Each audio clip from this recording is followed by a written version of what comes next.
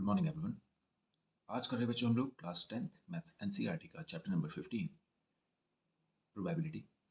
और आज हम शुरू कर रहे हैं इसकी एक्सरसाइज 15.1। तो शुरू करते हैं, पढ़ते हैं क्या है question. Complete the following statements. आपको ये कंप्लीट करने हैं, जैसे fill in the blanks type है, आपको इसको सॉल्व करना है। और कह रहा है फर्स्ट ऑप्शन में probability of an event E plus probability of the event not E is equals to कितना होता है। प्रोबेबिलिटी ऑफ एन इवेंट, किसी इवेंट के होने की जो प्रोबेबिलिटी है और उसी इवेंट के ना होने की जो प्रोबेबिलिटी है, उन दोनों को अगर हम ऐड करें तो कितना बनेगा, ये पूछ रहा है प्रश्न। तो देखिए जो इवेंट होना मीन्स है क्या, देखिए जैसे यहाँ पर हम किसी ऐसे ऐसी प्रोबेबिलिटी की बात कर रहे हैं जो श्योरिटी के साथ हो, कि हमें पता है कि उसने होना ही होना है, तो उसको कह रहा है होने की प्रोबेबिलिटी। और उसी के ना होने की प्रोबेबिलिटी, उसी इवेंट के जिसको हम बोल रहे हैं कि होना ही हो, जैसे सपोज कीजिए हम कह रहे हैं आज है मंडे और कल आएगा ट्यूसडे, और मंडे से पहले रहा है संडे। तो मैं आज मंडे को ये पूछूं कि कल ट्यूसडे आने की प्रोबेबिलिटी क्या होगी, तो आपको पता है कि 100% ये यस ही है, कि ये ट्रू है, 100% ट्रू है कि कल ट्यूसडे ही आएगा, क्योंकि आज जब मंडे है तो कल ट्यूसडे ही आना है। तो जब ऐसी किसी इवेंट के होने की प्रोबेबिलिटी, श्योर इवेंट है ये कि ये इवेंट होगा ही होगा, तो जब कोई इवेंट होना ही होना है तो हम उसकी प्रोबेबिलिटी को लेते हैं 1। जैसे हम करते हैं ना कई बार कि किसी चीज़ को हम 1 यूनिट कह लेते हैं। जैसे मान लीजिए मेरे पास एक पेन है, तो ये पेन कंप्लीट है, इसके साथ कैप भी है और ये रिफिल कंप्लीट पेन है, तो इसको मैं 100% या 1 यूनिट भी कह देता हूँ। ये आपको पता है कि हम इसे 100% के तौर पे भी देख सकते हैं कि ये पेन मेरे पास जो है, ये मैंने जितना लिया था ये उतना ही है, दैट इज़ 100% है। और इसको मैं 1 यूनिट भी कह सकता हूँ कि ये एक कंप्लीट पीस है, ठीक है, एक कंप्लीट यूनिट है इसका, पेन का 1 यूनिट 1 पीस। तो वैसे ही जो होने की प्रोबेबिलिटी है, उसको होना ही होना है जिस इवेंट ने, उसको हम कहेंगे क्या, कंप्लीट होने की प्रोबेबिलिटी जो इसकी है कितनी, 1। और जब होने की प्रोबेबिलिटी 1 है तो ना होने की कितनी होगी, उसको हम शो करते हैं बच्चे 0 से। देखिए कैसे, अगर कोई कोई भी काम, जैसे हम बात कर रहे होते हैं कि या तो उसने होना है या तो नहीं होना है। जैसे हम कोई काम कर रहे हैं, तो हम बोलते हैं कि या तो वो आएगा या तो वो नहीं आएगा। तो हम किसी भी जो कंडीशन है उसको 2 पार्ट में तोड़ रहे हैं यहाँ पे, देखिए, होना या ना होना। और वो मिलकर हम बोलते हैं कि वो 100% ही है, यानी 1 है। तो यहाँ पर भी जब होने की प्रोबेबिलिटी 1 है तो ना होने की कितनी हो जाएगी, 0। जैसे मैं बोल रहा हूँ कि कल ट्यूसडे आना ही आना है, तो उसके होने की प्रोबेबिलिटी 1 है। तो ट्यूसडे के ना आने के क्या चांसेस हैं, कोई चांसेस नहीं है सर। ऐसा कोई चांस ही नहीं बनेगा ट्यूसडे ना आए कल, ऐसा कोई चांस नहीं। तो उसको हम शो करते हैं किसे, 0 से, ठीक है। तो अगर मैं देखूँ कि होने की प्रोबेबिलिटी क्या है, 1, और ना होने की प्रोबेबिलिटी कितनी है, 0, तो इन दोनों को ऐड करेंगे तो हमारे पास रिजल्ट कितना आएगा, 1। ओके, अब नेक्स्ट देखते हैं। The probability of an event that can not happen is dash such an event is called. वो बोल रहा है the probability of an event, जो ऐसे इवेंट की प्रोबेबिलिटी जो हो ही नहीं सकती, कैन नॉट हैपन, जो हो ही नहीं सकती, उसको हम क्या कहते हैं। देखिए उसकी प्रोबेबिलिटी क्या होती है और उसको हम कहते क्या, देखिए जैसे एक मान लीजिए लूडो का डाइस है, इसमें आपको पता है 6 फेसेस होते हैं, और हर फेस में एक पर्टिकुलर नंबर होता है, और टोटल जो ये डिफरेंट टाइप के नंबर हैं ये 1 to 6 होते हैं, 1 2 3 4 5 6 ऐसे ही आता है, 3 4 5 और एक ये 6, ठीक है। अब अगर यहाँ पर हम इनमें से कोई भी एक नंबर के लिए प्रोबेबिलिटी बनाए, जैसे मैं बोलूँगा कि इस डाइस में 6 आने की क्या प्रोबेबिलिटी है, क्या संभावना है, तो 100% संभावना है कि 6 आएगा ही आएगा। ऐसा नहीं है कि पहली बार में ही आ जाए, लेकिन हम पूरी तरह से श्योर हैं कि इस डाइस में 6 मौजूद है। तो जो यहाँ पर मौजूद है उसके आने की संभावना तो हर समय बनी हुई है, तो वो किसी भी समय आ सकता है। तो हम उसके लिए मान के चलेंगे कि ये होना ही होना है, ये क्योंकि ये मौजूद है इसलिए कभी भी आ सकता है। लेकिन अगर मैं यहाँ पर बोलूँ कि 7 आने की क्या प्रोबेबिलिटी है, तो आप देखिए जब 7 यहाँ पर मौजूद ही नहीं है तो वो कैसे आप कभी भी डाइस को जैसे आप डाइस उछालेंगे तो उसमें 7 कभी भी नहीं आएगा। तो जो आएगा ही नहीं उसकी आने की प्रोबेबिलिटी कितनी होती है हमेशा? 0। को इसके आने की प्रोबेबिलिटी 0 है, जो मौजूद ही नहीं है। तो जो प्रोबेबिलिटी बन ही नहीं सकती, जिसके आने की कोई प्रोबेबिलिटी नहीं है, यानी मैं कह रहा हूँ कि 0 है, जिसके आने की प्रोबेबिलिटी 0 है, ऐसे इवेंट को हम कहते हैं इम्पॉसिबल इवेंट। क्या कहते हैं? Impossible event. तो किसी प्रोबेबिलिटी के ना होने, कैन नॉट हैपन, हो ही नहीं सकता, वो उसकी प्रोबेबिलिटी होती है 0। ठीक है, और ऐसे इवेंट को कहते हैं हम लोग impossible event. Impossible event. Okay, तो ये हो गया सेकंड ऑप्शन। अब देखते हैं third option. The probability of an event that is certain to happen is, probability किसी इवेंट की जो होना ही होना है, जैसे भी हम बात कर रहे थे आज मंडे है तो कल ट्यूसडे आएगा ही आएगा। तो ऐसे इवेंट की प्रोबेबिलिटी कितनी होती है? The probability of an event that certain to happen 1 होती है। और ऐसे इवेंट को हम कहते हैं क्या? Sure event. श्योर मतलब हम श्योर हैं कि कल ट्यूसडे आना ही आना है। अगर आज मंडे है तो कल ट्यूसडे आना ही आना है। ठीक है, अब देखिए नेक्स्ट देखते हैं। The sum of the probabilities of all the elementary events of an experiment is, वो बोल रहा है the sum of probabilities of all the elementary events. किसी प्रोबेबिलिटी में किसी जब आप प्रोबेबिलिटी बना रहे होंगे तो उसमें जितनी भी संभावना है, the sum of probabilities all the elementary events, उनके सम मतलब उन सबको अगर हम ऐड कर दें, उन सबको हम जोड़ दें तो कितना आएगा? जैसे मान लीजिए हम यहाँ पर दो कॉइन की बात कर लेते हैं।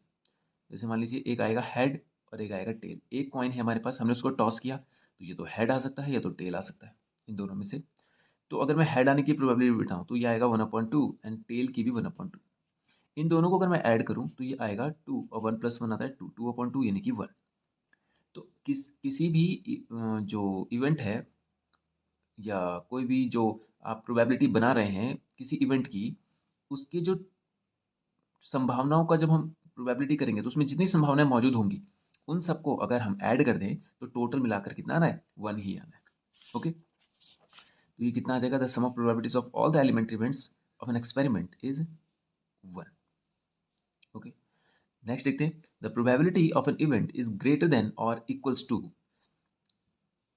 किसी इवेंट की जो प्रोबेबिलिटी है वो हमेशा बड़ी होगी और equals to and less than और इक्वल्स टू। देखिए अभी अभी हमने बच्चे यहाँ पे एक बात की थी, याद होगा आपको, कि किसी प्रोबेबिलिटी के होने की संभावना 1 है, ना होने की संभावना 0 है। तो मतलब हमारे पास एक लिमिट बन गई कि होने की संभावना अगर 1 है, ना होने की संभावना 0 है, तो जो भी प्रोबेबिलिटीज बनेंगी वो इन दोनों के बीच में ही बनेंगी, इससे बाहर कुछ भी नहीं जाना है। क्योंकि ना होना और होना, इन दोनों के बीच में ही तो सारी कंडीशन बनेगी। हम कुछ भी कह सकते हैं, कोई भी कंडीशन बना सकते हैं, लेकिन वो होने की और ना होने के बीच में ही बनेगी।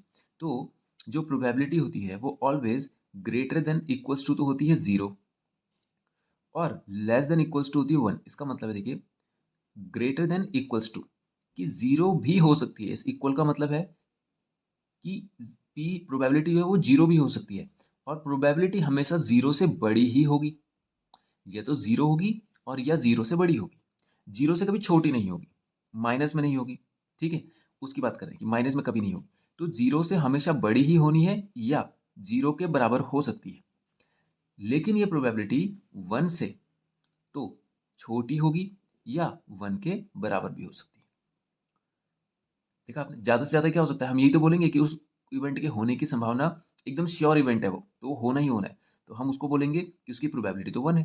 लेकिन 1 से कभी बड़ा नहीं हो सकता है प्रोबेबिलिटी, जैसे कि 2 पे नहीं जा सकते हम लोग, 1.1 पे भी नहीं जा सकते, 1 से ऊपर नहीं जा सकते। तो किसी इवेंट के होने की प्रोबेबिलिटी कितनी होगी है? मैक्सिमम वो 1 है और ना होने की 0 है। तो जो भी संभावनाएँ घूमेंगी वो इन दोनों के बीच में घूमेंगी। इन दोनों के बीच में चलेंगी, 0 से 1 के बीच में। तो किसी इवेंट के होने की जो प्रोबेबिलिटी है वो 0 से तो हमेशा बड़ी हो सकती है, 0 के बराबर भी हो सकती है, 1 से छोटी ही होगी और 1 के बराबर भी हो सकती है। ओके, तो यहाँ पर यही पूछ रहा था कि तो probability of an event is greater than और इक्वल्स टू, ग्रेटर देन और इक्वल्स टू प्रोबेबिलिटी बड़ी होगी और बराबर हो सकती है 0 के, and less than equals to और छोटी और बराबर हो सकती है 1 के। तो ये हो गया हमारा क्वेश्चन 1 कंप्लीट। अब करते हैं क्वेश्चन नंबर 2। अब देखिए बच्चों, यहाँ पर क्वेश्चन 2 में पूछ रहा है which of the following experiment have equally likely outcome, explain. इनमें से इक्वली लाइकली आउटकम क्या है, ये आपको ये एक्सप्लेन करना है। अब देखिए ये होता क्या है, ऐसे आउटकम जिनके आने की प्रोबेबिलिटी लगभग सेम है, लगभग नहीं मतलब इक्वल है, सबकी एक जैसी। जैसे मान लीजिए एक सिक्का उछालते हैं हम लोग, ठीक है, और इसमें दो फेसेस हैं, हेड और टेल। तो एक बार सिक्का उछालने पर क्या आ सकता है, या तो हेड आ सकता है या तो टेल आ सकता है। तो मैं इन दोनों की प्रोबेबिलिटी अगर बनाऊं, हेड की प्रोबेबिलिटी कितनी होगी, एक बार हेड आ सकता है, टोटल दो में से, दो चांसेस में से एक बार ही हेड आ सकता है। वैसे ही दो चांसेस में केवल एक बार ही टेल आ सकता है, तो दोनों की प्रोबेबिलिटी तो 1/2 ही बनी। तो देखिए हेड आने की प्रोबेबिलिटी भी वही है, टेल आने की प्रोबेबिलिटी वही है। इसको कहते हैं इक्वली लाइकली लाइकली आउटकम। यानी ये ऐसे आउटकम है, आउटकम मतलब ये रिजल्ट ऐसे हैं जो दोनों के लिए एक जैसे हैं, ठीक है। वैसे लूडो के डाइस में देखिए आप, लूडो के डाइस में अगर मैं बोलूंगा कि कोई भी नंबर आने की, जैसे 1 हो गया, 2 हो गया, 3 हो गया, तो 1 आने की प्रोबेबिलिटी भी कितनी होगी, भाई एक ही बार आ सकता है टोटल 6 नंबर में से। 2 भी एक बार आ सकता है 6 नंबर में से। 3 भी 1/6। ऐसे करते करते अगर मैं 6 तक जाऊंगा तो सर की सबकी प्रोबेबिलिटी जो बनेगी वो क्या बनेगी, 1/6। तो इसको कहते हैं इक्वली लाइकली आउटकम, ठीक है। और जो दो इवेंट एक जैसे नहीं, जिनकी जो एक जैसे नहीं बनेंगे उनको कहेंगे नॉट इक्वली लाइकली आउटकम, ठीक है। अब देखते हैं, वो बोल रहा है a driver attempts to start a car, the car start और डज नॉट स्टार्ट। आप इसको बताइए कि क्या ये इक्वली लाइकली आउटकम है। एक ड्राइवर गाड़ी को स्टार्ट करने के लिए जा रहा है, द कार स्टार्ट्स और डज नॉट स्टार्ट्स। वो गाड़ी स्टार्ट हो सकती है और नहीं हो सकती, ये तो गाड़ी स्टार्ट होगी या तो नहीं होगी। अब देखिए वैसे ये थोड़ा सा आपको पढ़ने पर तो ऐसा लगेगा कि जैसे ये बिल्कुल इक्वली ही दोनों बात एग्जैक्ट मतलब 50-50% के रेशियो पे, कि हम ये कहेंगे कि कार या तो स्टार्ट होगी या तो स्टार्ट नहीं होगी। ओके, तो ये जो कंडीशन है, ये कंडीशन एक सर्टेन इवेंट नहीं है। जैसे मान लीजिए हम एक सिक्का उछाल रहे हैं, आपके पास कोई और संभावना नहीं है सिक्के में उछलने के बाद, या तो वो हेड की तरफ गिरेगा या टेल की तरफ गिरेगा। तो हम एक तरह से पैक हो रखे हैं कंडीशन के बीच में, कि हमारे पास एक सिक्का उछालने पर दो कंडीशन बन रही है, दो ही कंडीशन बन रही है, या तो हेड या तो टेल। और जब सिक्का उछला है तो नीचे गिरेगा ही गिरेगा, और उसके ऊपर कोई कंडीशन लागू नहीं हो रही है। मैं ये नहीं कह सकता कि सामने से कोई हवा आएगी और वो सिक्के को बिल्कुल सीधा खड़ा कर देगी, ठीक है। या ऐसा हो सकता है कि सामने से कोई ऐसी कंडीशन बने। हमने यहाँ पर इस इवेंट के अंदर हम पैक हो चुके हैं और कोई दूसरी कंडीशन यहाँ पे नहीं बनेगी। सिक्का उछला, नीचे गिरेगा ही गिरेगा, या तो हेड आएगा तो टेल आएगा, कोई और इसमें संभावनाएं नहीं है। लेकिन अगर मैं यहाँ पर गाड़ी के स्टार्ट होने की बात करूँ तो यहाँ पर बहुत सारी संभावनाएं ऐड हो जाती हैं। जैसे गाड़ी स्टार्ट हो सकती है, नहीं हो सकती, इन दोनों के बीच में भी बहुत सारी कंडीशन बनती है। स्टार्ट नहीं होगी, उसके ऊपर भी बहुत सारी कंडीशन है कि स्टार्ट ना होने की बहुत सारी वजह है। तो वो जो बाहर से एक्स्ट्रा जो पॉसिबिलिटीज़ इसमें इंक्लूड हो रही हैं कि गाड़ी क्यों स्टार्ट नहीं हो रही है, कि मे बी उसमें पेट्रोल ना हो, ठीक है, मे बी बैटरी डाउन हो। तो ये जो अदर जो इसमें एलिमेंट्स जुड़ गए हैं, इनके कारण ये एक कंप्लीट पैकेज नहीं हो रहा है जिसकी हम बोल सकें कि ये इन्हीं संभावनाओं के बीच में सब बहुत सारी पॉसिबिलिटीज इसमें ऐड हो रही हैं। तो ये एक एक तरह का सर्टेन इवेंट ही नहीं हो पा रहा है, ठीक है। तो ऐसे में इसकी हम जो आउटकम्स हैं उनको हम इक्वली लाइकली नहीं कह सकते, क्योंकि यहाँ पर एक आउटकम के लिए बहुत सारी वजह उसमें ऐड हो रही है। तो ये हमारे पास इक्वली लाइकली आउटकम नहीं है, ठीक है। नेक्स्ट देखते हैं, फिर बोल रहा है a player attempts to shoot a basketball, he she और ही शूट और मिसेस द शूट शॉट। एक प्लेयर बास्केटबॉल को शूट करने के लिए एक अटेम्प्ट करता है, शूट करने के लिए कोशिश करता है, कोशिश करेगा, शी ही शूट और मिसेस द शॉट। वो लड़की या वो लड़का या तो बॉल को हिट कर देगा या मिस कर देगा। ये कंडीशन सिमिलर फर्स्ट कंडीशन की तरह ही है, कि इसमें भी पॉसिबिलिटीज जो है वो ऐड ऑन हो रही है बाहर से, तो एक कंप्लीट इवेंट हमारे पास नहीं बन रहा है। बहुत सारी संभावनाएं हो सकती है, वो शॉट को मिस कर दे, वो बास्केटबॉल मतलब उसको बास्केट कर दे, ठीक है। बहुत सारी कंडीशन हो सकती हैं इसमें, जैसे कि वो देखा होगा आपने, बास्केट करते करते फिसल गया यहाँ पे, तो या उसके हाथ में जर्क आ गया, ठीक है। तो कुछ भी संभावनाएं जो बाहर से पॉसिबिलिटीज ऐड हो रही हैं उन संभावनाओं के कारण ये एक कंप्लीट पैकेज नहीं बनेगा इवेंट्स का कि हम बोलें कि ये इसके अंदर ही रहना है। नहीं, इसमें बहुत सारी एक्सटर्नल पॉसिबिलिटीज़ ऐड हो रही हैं। तो हम कहेंगे इसके लिए कि ही और शी शूट और मिसेस द शॉट, ये अदर कंडीशन पे भी डिपेंड करता है, इसलिए ये भी इक्वली लाइकली आउटकम नहीं है। ठीक है। अब थर्ड वाला, a trial is made to answer a true false question. एक ट्रायल है, मतलब एक क्वेश्चन आंसर की जैसे जैसे आपके पास यस और नो में क्वेश्चन आंसर देना है आपको, ट्रू फॉल्स में देना है। यहाँ पे या तो ट्रू होगा या तो फॉल्स होगा। द आंसर इज राइट और रॉन्ग। अब आपके पास एक क्वेश्चन दे दिया गया है और उस क्वेश्चन में आपके पास दो ऑप्शन है, येस और नो। अब देखिए ये एक कंप्लीट इवेंट बन गया है जिसके बाहर से हम कोई पॉसिबिलिटीज ऐड नहीं कर सकते। बस हमें एक क्वेश्चन दिया गया है और इस क्वेश्चन में केवल येस और नो बताना है। जैसे हम बोलते हैं ना किसी को कि कोई बात कर रहे हैं हम लोग, तो हम बोलते हैं कि घुमा फिरा के मत करो, सिंपल सीधा सीधा बताओ कि हाँ या ना। तो हाँ या ना मतलब हमने कंडीशन को पैक कर दिया है केवल श्योर सर्टेन सर्टेन कंडीशन के अंदर, या तो यस या तो नो, अदर कोई कंडीशन नहीं है। तो अगर मैं इनके लिए पॉसिबिलिटीज बनाऊं तो क्या होगा, यस के लिए भी टोटल दो संभावना है, उनमें से एक की हम बात कर रहे हैं यस। टोटल दो आउटकम्स आएंगे, मतलब यस और नो, दो रिजल्ट आएंगे, उसमें से नो की भी एक बार ही आ सकता है। तो एक बार आप नो सेलेक्ट कर सकते हैं या एक बार यस ही सेलेक्ट कर सकते हैं। तो टोटल प्रोबेबिलिटी 1/2 दोनों की आ रही है, तो हम इसके लिए कहेंगे कि ये इक्वली लाइकली आउटकम है।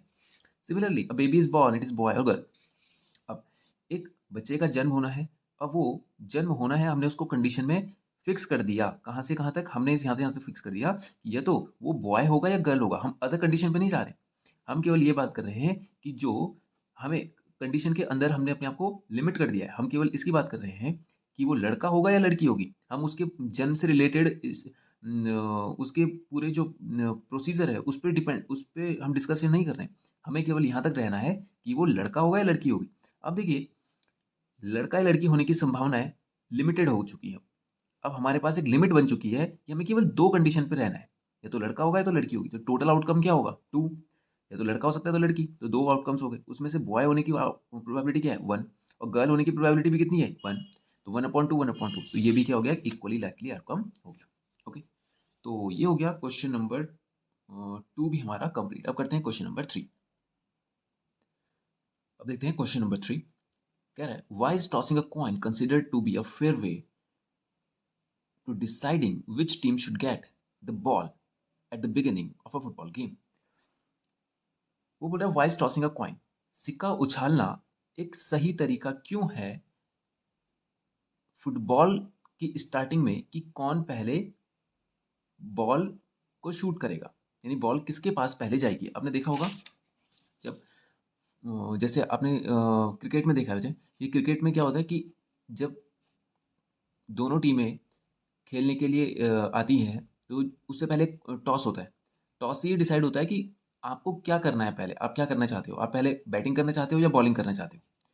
तो वो जो टॉस है उसके लिए हमने एक सिक्का उछाला है, तो वो बोल रहा है कि वो सिक्का टॉस करना क्यों एक सही तरीका है, क्यों आप कह रहे हो कि सिक्का ही एक अच्छा उपाय है डिसाइड करने का। तो वैसे ही फुटबॉल के लिए बोल रहा है कि जब फुटबॉल खेलने के लिए दो टीमें आती हैं, तो सबसे पहले आपने देखा होगा कि बॉल जो है वो किस टीम के खिलाड़ियों के पास पहले जाएगी। तो उसके लिए भी एक टॉस होता है। टॉस होगा तो जो भी जीतेगा उसको बॉल मिलेगी, तो पहले बॉल उनके पास रहेगी, देखा होगा आपने। फिर वो स्टार्ट करेंगे, ठीक है। तो वो बोल रहा है कि ये सिक्का उछालना क्यों इंपॉर्टेंट है, ओ सॉरी क्यों सही है। तो इसलिए सही है बच्चे क्योंकि एक सिक्का जो होगा उसमें दो फेजेस हैं, हेड और टेल। ओके,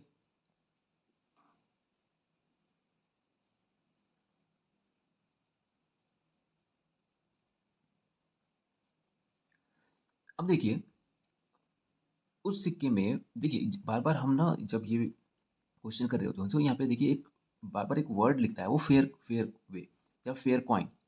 ठीक है, इसका मतलब ये है कि सिक्के में कोई किसी भी तरह की गड़बड़ नहीं हो रखी है। फेयर का मतलब ये बिल्कुल सही सिक्का है। सही सिक्का वो होता है जिसमें एक साइड हेड हो गया और एक साइड टेल हो गया, हमें यही पता है, ये हेड और टेल आता है।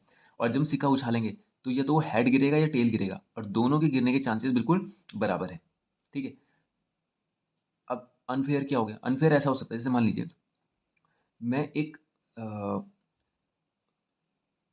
सिक्के की जगह पर एक बैट उछाल रहा हूँ, मान लीजिए ये, ठीक है।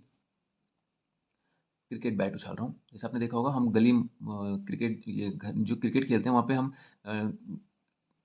सिक्के उछालने के अलावा बैट भी उछाल के डिसाइड कर लेते हैं कि कौन सी टीम पहले बैटिंग करेगी। ठीक है, अब देखिए आपने देखा होगा जो बैट होता है उसमें हम लोगों की जो बैट होते हैं वो तो हम फट्टे से बनाते हैं, तो दोनों साइड बिल्कुल एक जैसी होती हैं, प्लेन।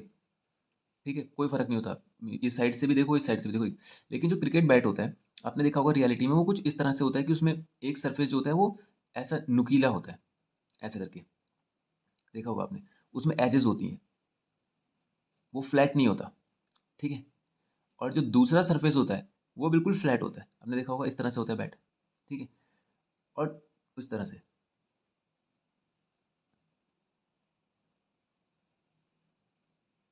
इस तरह से।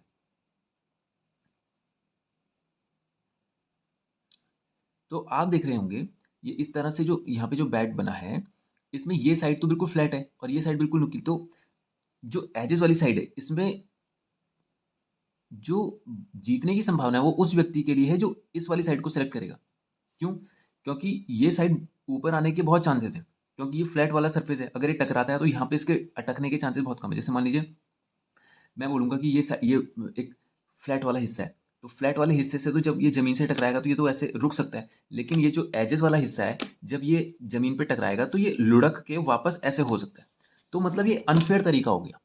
इस तरीके से दोनों को बराबर चांसेस नहीं मिल रहे हैं विन करने के। ठीक है, दोनों के पास बराबर संभावना नहीं है। लेकिन जो सिक्का है, सिक्के में दोनों के पास बराबर संभावना है, क्योंकि सिक्का एक तो एक जैसा है दोनों साइड से। अगर ये सिक्का भी कुछ इस तरह से होता, मान लीजिए इधर से तो गोल कर दिया, ठीक है, और इधर से फ्लैट कर दिया, और इधर बोला हेड और इधर बोल दिया टेल, तो भी ये अनफेयर ही होता, क्योंकि आपको पता है ये इधर से तो टिक सकता है ज़मीन पे, यानी ये इस तरह से बहुत बार आ जाएगा, बहुत बार। लेकिन इस तरह से ये बहुत कम बार आएगा, तो ये भी एक अनफेयर तरीका हो गया।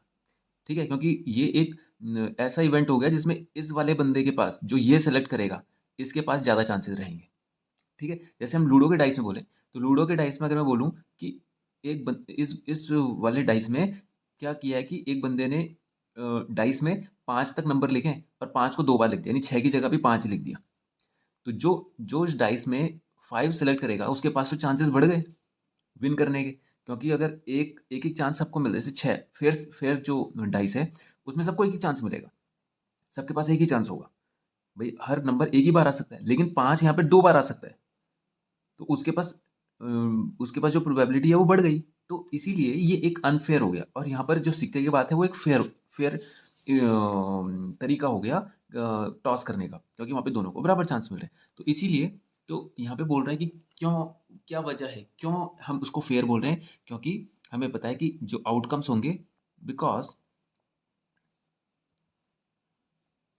आउटकम्स, या हम बोले इसको because occurrence of tail or head are equally likely, यानी संभावना जो है वो दोनों की बराबर है, दोनों एक जैसे ही चांस देते हैं दोनों टीमों को। एक सिक्का जो है दोनों टीमों को बराबर चांस देता है जीतने का, तो इसलिए हम सिक्के को उछाल रहे हैं और वो एक अच्छा तरीका है। ठीक है, तो ये हो गया क्वेश्चन 3 भी हमारा कंप्लीट। ओके, तो अब करते हैं क्वेश्चन नंबर 4। क्वेश्चन कह रहा है which of the following can not be probability of an event. इनमें से ये आपको प्रोबेबिलिटीज दे दी गई हैं, अब बोल रहा है कि इन 4 ऑप्शन में से बताइए गलत कौन सा है, कि कौन सी प्रोबेबिलिटी हो ही नहीं सकती। तो देखिए प्रोबेबिलिटी ना होने के लिए और होने के लिए हमने एक लिमिट सेट करी थी, याद होगा आपको। हमने कहा था कि प्रोबेबिलिटी होना और ना होना ये है 0 1 के बीच की बात। या तो 0 से नीचे जा सकते हैं हम लोग, ना 1 से ऊपर जा सकते हैं। तो 1 से ऊपर जाने का मतलब 2 3 4 5 नहीं हो सकता, और 0 से नीचे जाने का मतलब -1 -2 -3 नहीं हो सकता। जो भी होना है 0 से 1 के बीच में होना है। अब आप देखिए यहाँ पे सीधा सीधा हमें माइनस दिख रहा है, तो हम माइनस में ही ये हमारा आंसर होगा कि ये इवेंट हो ही नहीं सकती, ये प्रोबेबिलिटी बन ही नहीं सकती किसी इवेंट की, क्योंकि माइनस में, और माइनस में होने का मतलब कि वो 0 से छोटा होगा। तो ये सारे नंबर जो हैं प्रोबेबिलिटी शो करते हैं। कैसे? आप डिवाइड करेंगे तो ये 1 से 0 से बड़े ही आएंगे। देखिए 3/2, तो ये आ जाएगा 0.36 0.6 समथिंग आ रहा है। ठीक है, 666 समथिंग ऐसे चलता जा रहा है। तो आप देखिए ये 0 से तो बड़ा ही है, माइनस में तो नहीं है। अब इसको देखिए 15% का मतलब हो गया 15/100। तो ये हम इसको सॉल्व करेंगे तो ये आएगा 0.15, ये भी प्लस में आ रहा है, और 0.7 ये भी प्लस, ये तो प्लस में है ही है।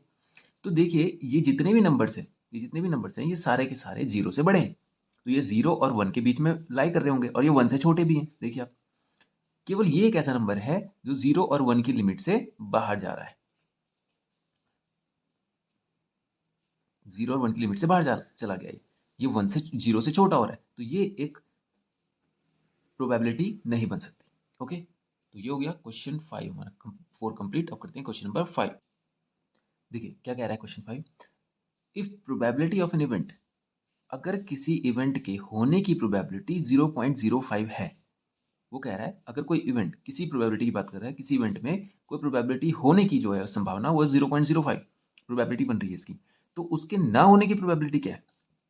देखिए ये हम फर्स्ट क्वेश्चन में डिस्कस कर चुके थे बच्चों, कि वहाँ पे हमने समझा था इसको कि अगर किसी इवेंट के होने की प्रोबेबिलिटी हम बात करें और ना होने की प्रोबेबिलिटी, उन दोनों को ऐड करते हैं तो 1 ही आता है। देखिए पहला क्वेश्चन हमने किया था कि होने की और ना होने की प्रोबेबिलिटी मिलाकर 1 आनी है। तो इसका मतलब अगर कोई इवेंट होना होगा तो प्रोबेबिलिटी ऑफ एन इवेंट, मैं बोलूँगा PE, probability of an event plus probability of not an event, ना होने की संभावना जो है वो मिलाकर 1 ही आनी है। ठीक है, अब इसका मतलब क्या, देखिए जैसे हमने वहाँ पर एक एग्जांपल लिया था, जैसे कि हम बोल रहे थे कि आज मंडे है, मान लीजिए आज मंडे है, तो कल ट्यूसडे आने की प्रोबेबिलिटी कितनी होगी, वो होगी 1, यानी 100% श्योर है कि कल ट्यूसडे आना ही आना है।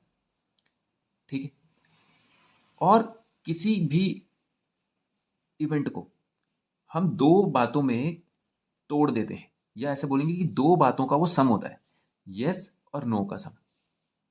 ठीक है, या तो वो बात होनी होगी या तो नहीं होनी होगी, तो दो कंडीशन में हम उसको लिमिट कर देते हैं कि वो यस और नो में जाना है उसने कंडीशन ने, मतलब होने की प्रोबेबिलिटी और ना होने की प्रोबेबिलिटी, उन दोनों को अगर मैं ऐड करता हूं तो 1 आता है। अब देखिए इसका मतलब जो भी होगा यस और जो भी होगा नो, उन दोनों को अगर मैं मिलाऊंगा, ऐड करूंगा, तो 1 से ज्यादा नहीं आना चाहिए। ठीक है, और जो प्रोबेबिलिटी होने की होगी, ना होने की 1 से घटा दूंगा तो आ जाएगी। जैसे मान लीजिए मैं बोल रहा हूं कि 2 बंदों में 10 रुपए बांटने हैं। ठीक है, तो 2 बंदों में बांटने हैं, एक राम में और एक श्याम में। अब अगर आपने राम को 6 रुपए दे दिए तो श्याम को आप कितने देंगे, तो आप ऐसे ही तो करेंगे, टोटल -6 इज इक्वल्स टू 4। तो इसकी जो प्रोबेबिलिटी है श्याम के लिए, श्याम के पास जो पैसे गए थे, वो मैंने टोटल में से राम के पैसे घटा दिए। तो अगर मेरे को ये पता चल जाए कि यस की प्रोबेबिलिटी क्या है, तो टोटल में से मैं यस माइनस कर दूंगा तो नो आ जाएगी। तो वही हमने यहाँ पे करना है। देखिए प्रोबेबिलिटी ऑफ एन इवेंट कितनी आ रही है, वो बोल रहा है 0.05, और नॉट ई की क्या है वो हमें फाइंड करनी है। तो अगर मैं टोटल में से यस इवेंट को घटा दूं तो नॉट ई आ जाएगा, तो वो कितना आ जाएगा, 1 यहीं पर रहेगा और -0.05 यहाँ चला जाएगा, तो ये आ जाएगा, इसको माइनस करते हैं, 1.00 एंड 0.95, तो ये आ जाएगा 10 - 5 5, 9 - 9 0, और ये आ जाएगा, ये 1 हमने यहाँ से कैरी कर लिया था इधर, तो ये आ जाएगा 0, सॉरी ये तो 0.05 था, तो ये आ जाएगा 9, तो ये आ जाएगा 0.95। ओके, तो जो probability of an event not E, ना होने की जो प्रोबेबिलिटी बन रही है वो बन रही है 0.95। देखिए, और चाहे तो आप यस, ये नो है और ये यस है, इन दोनों को ऐड करेंगे तो 1 ही आना है। देखिए आप 0.95 प्लस 0.05, 10 1 10 और 1, ये देखिए 1 आ रहा है। तो मतलब होने की प्रोबेबिलिटी और ना होने की प्रोबेबिलिटी मिलकर कितनी आनी है, 1। तो अगर आपने एक दी दी गई है तो आप 1 से उसको माइनस करेंगे तो दूसरी भी आ जाएगी। ओके, तो ये हो गया क्वेश्चन नंबर 5 भी हमारा कंप्लीट। तो आज के लिए इतना ही करते हैं और नेक्स्ट वीडियो में करेंगे इसके आगे क्वेश्चन। Thank you.